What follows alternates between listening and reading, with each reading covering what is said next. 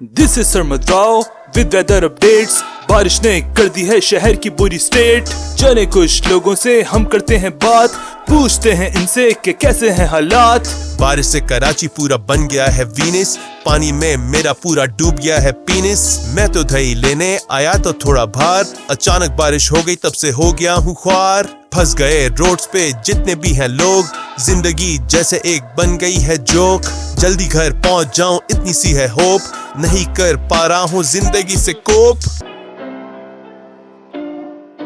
Bro तुम कब से बाइक करना चाह रहे हो स्टार्ट, लग रहा है जैसे रोक के बैठे हो फार्ट। सिचुएशन अपनी थोड़ी सी करो एक्सप्लेन, शेयर करो व्यूअर्स के साथ अपना पेन। क्या करूं ब्रो सिचुएशन में एक्सप्लेन, इस पानी के साथ इज्जत हो गई है ड्रेन। बाइक का मेरी प्लग हो गया है शॉर्ट, कैसे घर पहुंचूं टेंशन है मुझे बहुत। गवर्नमेंट के लिए इतना कहना है मुझे काश, वो भी पानी में डूबते हमारे साथ, तब पता चलता उन्हें हमारा पेन, फिर शायद थोड़ी सी आ जाती उनको शेम। ब्रो तुम बहुत मुझे लग रहे हो पैनिक, गाड़ी तो तुम्हारी बन गई है टाइटैनिक। पानी ड्रेन होने का मत करो वेट, वरना नाम के साथ लग जाएगा लेट।